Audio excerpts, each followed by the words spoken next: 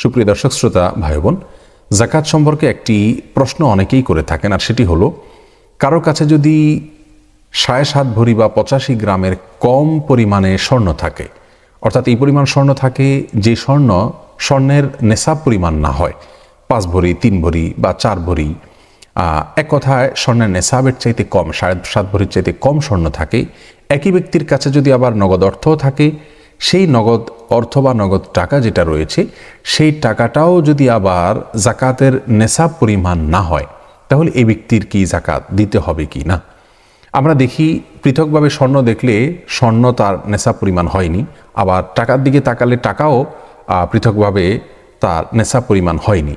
সেক্ষেত্রে এই ব্যক্তির জাকাত দেওয়া লাগবে কিনা, এ বিষয়ে আমরা দেখি জমহুর ফোকাহায়ে উম্মত বা উম্মতের বেশিরভাগ ফকিহ এবং ইমামগণ তাদের মতে এই ব্যক্তিকে জাকাত দিতে হবে যদি তার উভয় সম্পদ একত্র করার পর রূপা অথবা স্বর্ণ যে কোনো একটার নেশাব পরিমাণ যদি পৌঁছে যায়।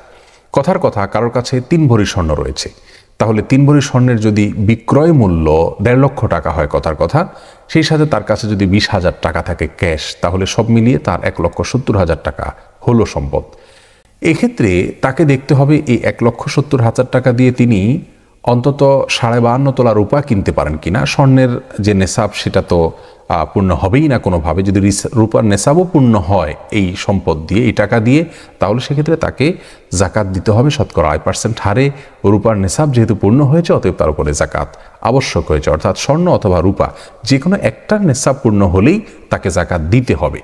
যদি পৃথক শুধুমাত্র স্বর্ণ থাকতো, নগদ কোনো টাকা না থাকতো, তাহলে সেক্ষেত্রে 7.5 ভরির আগ পর্যন্ত তার জন্য জাকাত দেওয়া আবশ্যক হতো না।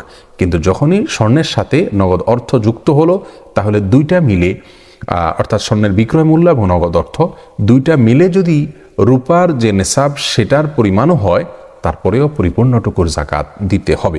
আমাদের সমাজে বহু মানুষ রয়েছেন এভাবে দুইটাকে মেলালে দেখা যায় তার জাকাত আবশ্যক হয়ে যায়। অতএব আমাদেরকে এই বিষয়ে সাবধান থাকতে হবে, সচেতন হতে হবে, সতর্ক থাকতে হবে যে জাকাতের মতো ফরজ বিধান যাতে কোনোভাবে লঙ্ঘন না হয়। আর কারোর যদি শুধুমাত্র নগদ অর্থ থাকে, স্বর্ণ না থাকে, তাহলে সেক্ষেত্রে দেখতে হবে তার সে নগদ অর্থটি স্বর্ণ অথবা রূপা যে কোনো একটা, অর্থাৎ সর্বনিম্ন যেটা, সেটার পরিমাণ যদি হয়ে যায় তাহলে তার জাকাত দিতে হবে। যেহেতু আজকের বিশ্বে, আজকের পৃথিবীতে রূপার দাম অনেক কম এবং রূপার দাম সবসময় কম থাকে, তো যদি কারোর কাছে কথার কথা 50,000 টাকা থাকে, আর 50,000 টাকা দিয়ে যদি 52.5 তোলা রূপা কেনা যায়, 595 গ্রাম রূপা কেনা যায়, তাহলে সেক্ষেত্রে তিনি জাকাত দিতে হবে। নগদ টাকা থাকলে সেটি আপনার স্বর্ণের নেশাব পরিমাণ হওয়া জরুরি নয়, সর্বনিম্নটা অর্থাৎ রূপার নেশাব পরিমাণ হয়ে গেলে তাকে জাকাত দিতে হবে। তাহলে আমরা 3টি পেলাম। শুধু স্বর্ণ থাকলে, 7.5 ভরির নিচে থাকলে, কম থাকলে তাকে জাকাত দিতে হবে না।